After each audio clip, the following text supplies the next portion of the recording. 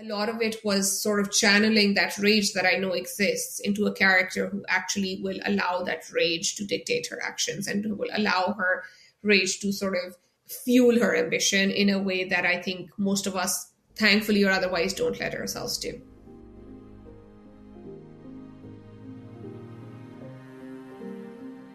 Hi everyone. You're listening to the Southasia Review of Books podcast from Himal, Southasian, where we speak to celebrated authors and emerging literary voices from across South Asia. I'm your host, Shwetha Srikanthan, coming to you from Colombo, and my guest today is the writer, Aziz Amna, joining us to talk about her latest novel, Splintering. A quick note before we dive in. To make conversations like this possible, we rely on the support of our listeners like you. So please head over to our website at himalmag.com, where you can become a paying Himal patron for just $5 a month to support our mission to give South Asian literature the spotlight it deserves.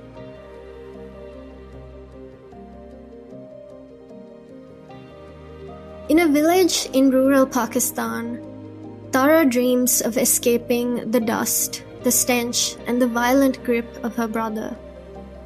An education and marriage to a middle-class accountant takes her to the capital, but she soon learns that respectability can become its own kind of cage.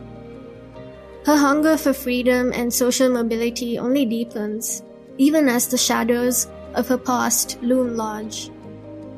Set against a backdrop of political unrest and everyday precarity, Splintering is a gripping story of womanhood, desire, and the costs of ambition.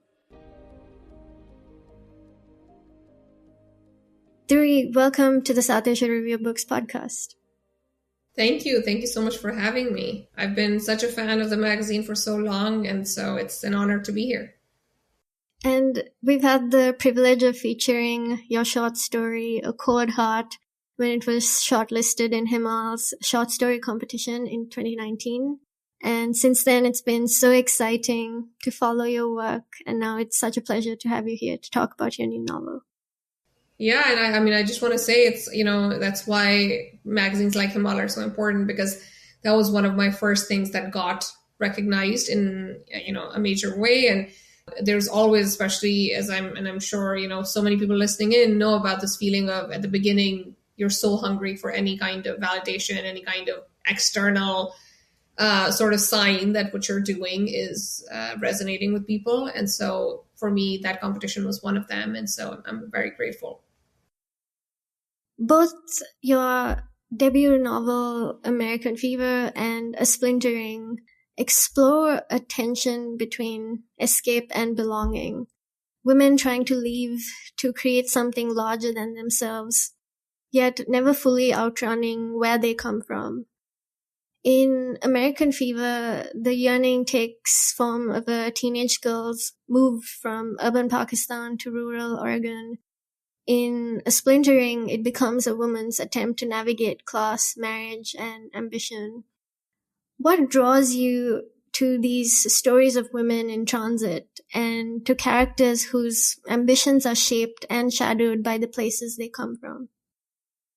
Yeah, that's such a great question. And actually, I don't think I fully realized, and this is the thing with great conversations, that they open up your own book to you, which is that you're right. One of the first lines in American Fever is that I wanted to leave. I was desperate to leave. And that's obviously very true of Tara as well in the second book, who from the very beginning, we see that she's desperate to leave the village. And I think I'd say that the difference between the two of them is that while Hira she wants to leave, but once she's left, she's very reluctant to fully understand herself as a person who has left. And so she is clinging on to a lot of things, whereas that is not the problem at all with Tara. She's vehemently not nostalgic for anything that she's left behind. I think obviously there's, the easy answer of I immigrated myself, I moved between countries. My parents themselves were provincial migrants, which is that they moved from smaller towns or smaller cities into the capital. And so all of my life has been shaped by movement. And I think that that is true for so many of us. But I do think that there's also probably something about me that is particularly interested in, because a lot of people move, but they sort of, especially in Tara's case, is extremely complicated. Like there's just this desire to just leave and be done with it. And yet you carry all of that baggage for so many more years, probably your entire life. And that's sort of something that she has to grapple with. And I think I'm very interested in that dichotomy.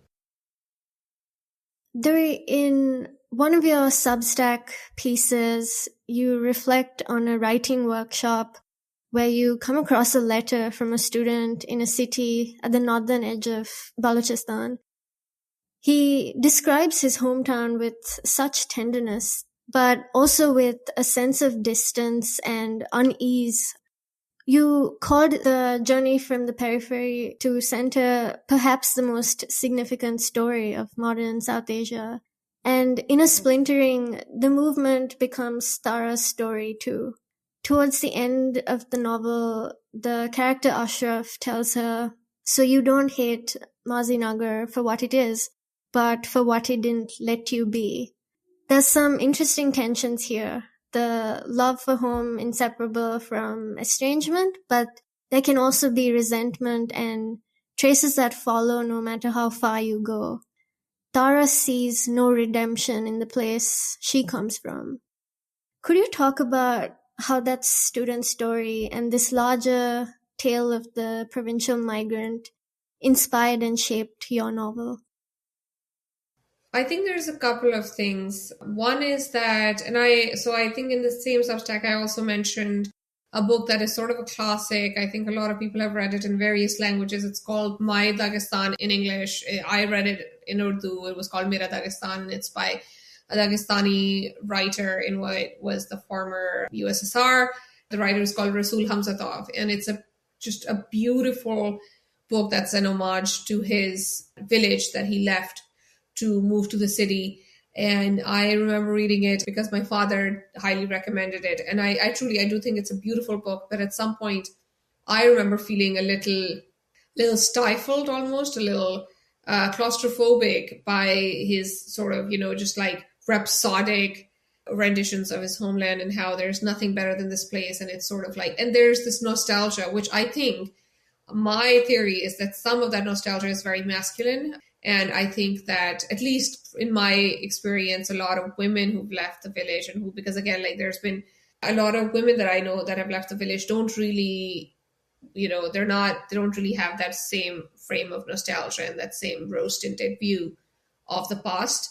Now, of course, that's not to say that it's not possible at all, but that's one thing that I wanted to address, which was this, because Tara is a woman and her place in society and the things that she's able to do, and she goes to the city and suddenly she's able to drive a car and she's able to work outside the house and she is able to go get her own groceries especially after she moves to her own house.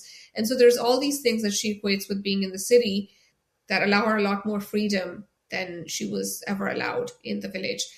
One is that, and two, I think, is there's so much a variance in how people treat this. So again, as I said in the Substack too, it's such a common story, right? Like I feel like almost everyone that I know back home in Pakistan has at some point, either they themselves or their families, they've migrated from what were villages and towns to the big cities where a lot of the job opportunities are.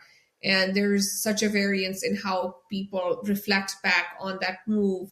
I think Tara is that one extreme case, which is, okay, I've left, good riddance. I don't want anything to do with that place anymore. And then there's the other extreme, which I think Tara, she sees that in some of the city people too, where they have a lot of nostalgia, even though they've left that place. And she's very critical of that because she's like, there's no way, you're not planning on going back. You would not survive a day back there anymore.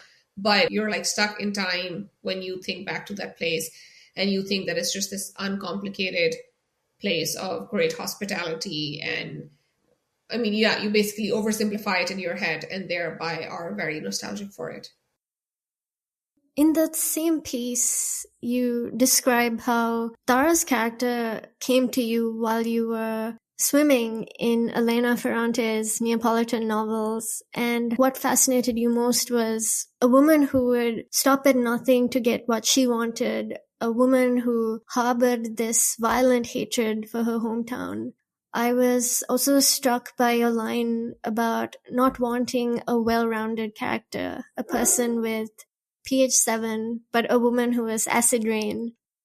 In South Asian fiction, where women are often written to be sympathetic, morally legible, or redemptive, what did it mean for you to write Tara in all her unruliness? Did you see her as a challenge to the usual portrayals of women's desire, rage, and ambition, or more as a way to open up a more honest, emotional vocabulary for female characters from South Asia? Yeah, that's such a great question. So I think the thing that I'll start off by saying is that no part of me ever wants to do sort of activism in that very basic sense through my writing. And so no part of me wanted to write Tara just so I can have, a counterpoint to this stereotype that you're talking about of that very sort of empathetic and soft-mannered or very this other more pervasive female model.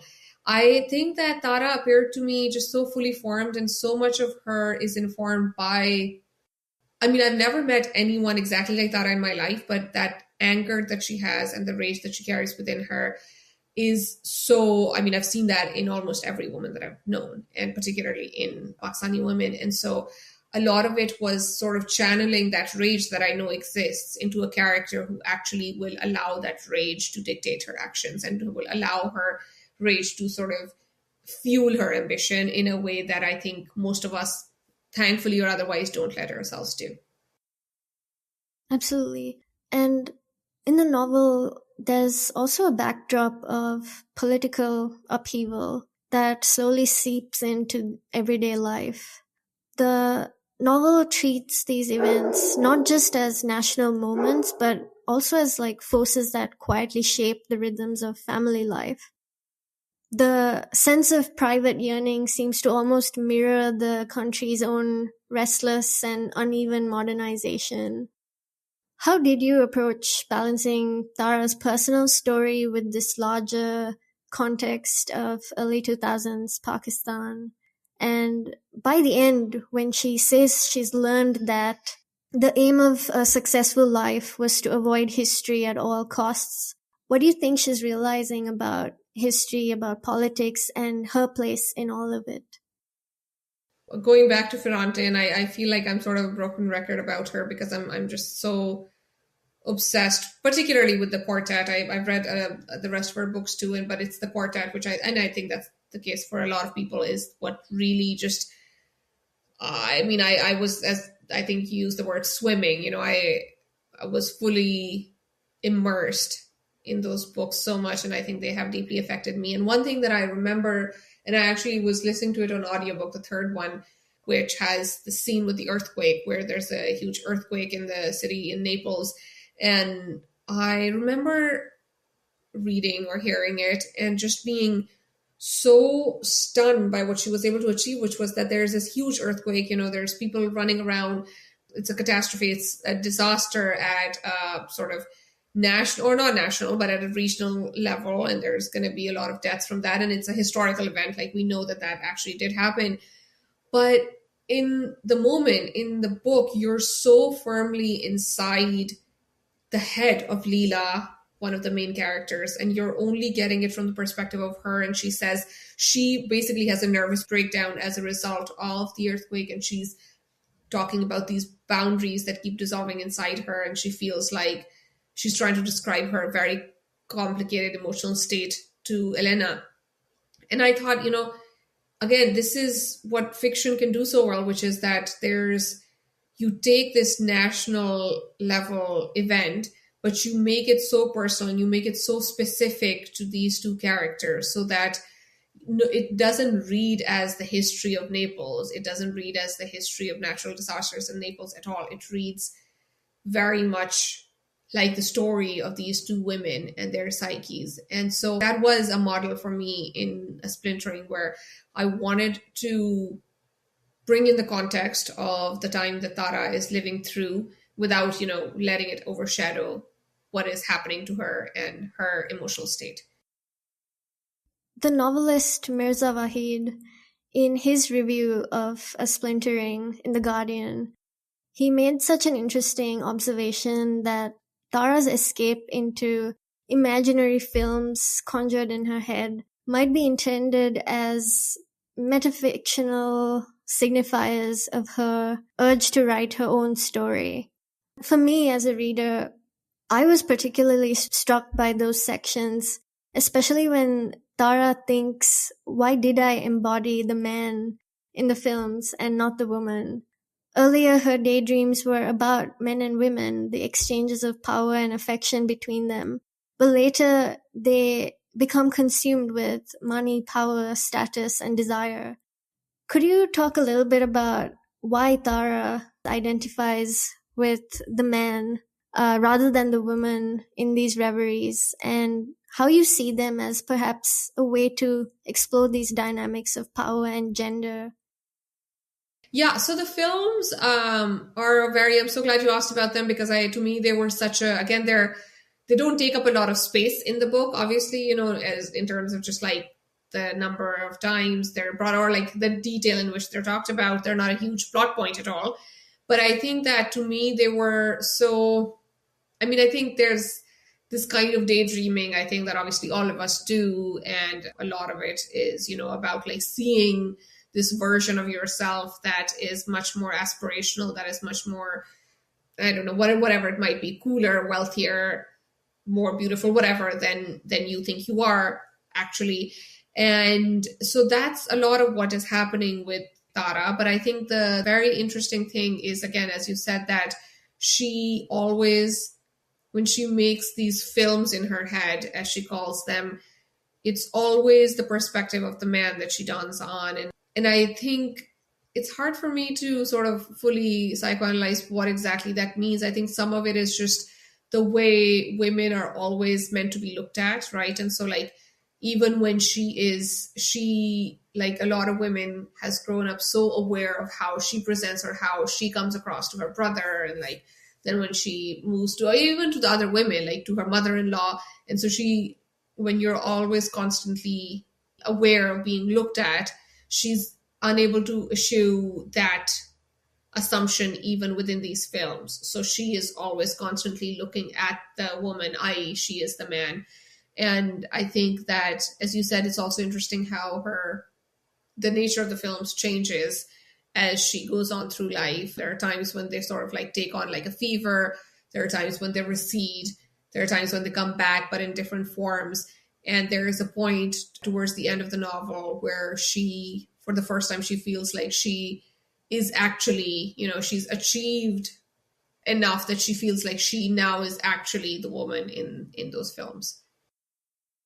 One of the most compelling relationships in A Splintering is between Tara and her brother Latif. The trajectories run in parallel almost. Both are striving to rise above their circumstances, but he benefits from the privileges of patriarchy while she is constantly being judged and constrained in various ways. He would rather that Tara stayed at home than get an education or make a living for herself. And yet, in rare moments, the novel also shows tenderness, like the way he actually believed in her potential in certain ways. Could you talk about how you approached writing this particular sibling dynamic and how you used their parallel paths to illustrate this wider gender and class divide in Pakistan? So I think that the interesting thing between Latif and Tara is that a very typical dynamic in families that don't have enough money and a lot of kids is that they will put all their eggs in one basket. They'll choose this one child and they'll be like, okay, we're going to spend all our money and all our resources in educating this one, and hopefully then they'll pull the rest of us up. And actually, in Tara and Latif's case, it ends up being Tara who is that sibling, who is that person, and not because of any other reason except that Latif doesn't want it. Latif decides early on that education is a waste of time. He doesn't want to. He would much rather go into a business instead. He opens up a little grocery store. And so because of that, it ends up being Tara who is invested in, who her mother fights for the education of. So there's this interesting dynamic of, the mother wants it, the mother desperately wants Tara to be educated. At the same time, Latif doesn't see any point to it. And the danger there was, you can fall into this stereotype, of course, who hasn't read a book about some man who's very misogynistic in, a South Asian country and will do anything to make sure that his women don't get educated and that they have to be covered and they are fully under his control. So it's a trope, and yet at the same time, that was his character. You can also not overcorrect and not write the characters that you want to. And so I wrote him the way he was always going to be. And yet, as you said, there's a recognition within Latif that just the way he is very ambitious and just the way he is driven and just the way he wants to do the best, Tara does too. And it's a reluctant acceptance, or not. It's not really acceptance, but there's reluctance in that, because obviously he doesn't fully treat her as an equal. He doesn't think of her as an equal, but at the same time, he begrudgingly does respect her. And that respect also, at several points in the book, that comes through when he asks her for advice in a way that he would not ask the other sisters, the way he wants to send his kid to the same school that she does. And so, yeah, I was interested in that dynamic of, Latif grows up not really thinking of any of his sisters as equal to him, but at the same time, there's a reluctant acceptance in him that, my sister is just as brilliant as I am. Tara experiences the weight of womanhood and motherhood in really profound ways. She reflects on, but also resents her mother's struggles and the lives of the women she knew from her provincial hometown versus the women she encounters in the city. And sometimes she's almost seeing her own choices mirrored in theirs. She also measures herself against these women while recognizing both the continuities and ruptures in femininity, social aspiration, and freedom. How did you approach portraying these varied female experiences, and how do they shape Tara's own sense of self and the way she navigates these things like ambition and social expectation? Part of writing this novel was being so deeply engulfed in Tara's psyche that there were a lot of, I was fully trying to be in her personality. And it's only after having written the book, having finished it, that I'm able to see a lot of the blind spots that she had. And one of them very clearly is, as you said, the way that she thinks about and treats the other women in her life. She has, obviously, she's internalized a lot of misogyny, obviously, but at the same time, as you said, there's also this real fear within her that this advancement that she has been able to achieve through moving to the city, through getting the husband, through getting that job, the first time that between either of her families, her mother-in-law or neither her mother, have ever worked outside the house. Her sisters don't work outside the house, so there's a way in which she's been able to separate herself, to distinguish herself from the rest of the women that she knows. And yet she knows how slippery that slope is, how near she is to that brink where any one step back, she loses her job and tomorrow she's just going to be like her mother, or she's just going to be like her sisters. And so I think it's that fear of that makes her almost aggressively critical of her sisters, of her mother, and to the point where she's not able to see that a lot of, she's not able to really make their joint victimhood into any kind of solidarity. She's not able to really put herself into their shoes and think, okay, we're all actually suffering in the same way. And so she chooses instead for it to become, which is, a very Tara thing to do, she chooses to make that fear into just, it makes her bitter and it makes her angry towards these women instead of her trying to find a point of solidarity. Today, we're seeing a remarkable wave of new fiction by women writers from Pakistan exploring exactly this: womanhood, identity, freedom, and survival. These stories They also offer such complex portraits of contemporary Pakistan and its diaspora. How do you see a splintering in conversation with this moment in Pakistani literature? And what excites you the most about the kinds of stories women writers from Pakistan are telling today? So I think that there's two things that have happened in tandem in, the somewhat recent past, which is like the 80s and 90s, the early 2000s, which is one thing. One was the sort of profusion of English medium schools across the country. It went from just being a very aspirational language that only a few have access to, and still, of course, there's still a lot of power dynamics within that English Urdu regional languages divide, as is the case anywhere. But there has been a huge explosion in the number of young people who can read and write in English and who do read and write in English instead of Urdu or the other local languages. And then at the same time, in tandem, there's also, of course, been a huge entry by women into the official workplaces. And so those are the two, I think, two big trends that are driving a lot of what I see now in the new, very exciting fiction coming out of Pakistan, which is, that thing that you talked about of like the changing role of women in society. I think so many recent books that I've read and loved from Pakistan are sort of trying to grapple with that. When a lot of women, almost en masse, decided to leave the house, decided to work in the cities, decided to have jobs, and what that did to the dynamic of the society, or what that did to the dynamic of the household, where you both have both people working, but at the same time, the role within the household has not really shifted. So within the household, it's still the assumption that women will do all the work that they were historically doing for the most part, while outside things have completely changed, and what that does to that changing role. So I think that is something that I see a lot of new fiction interested in.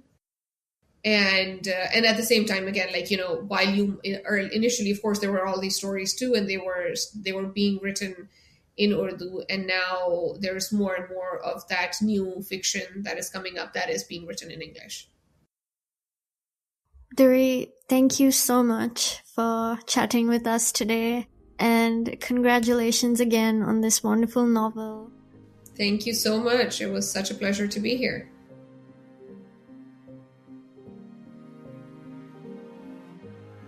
Thank you for listening to the Southasia Review of Books podcast from Himal, Southasian.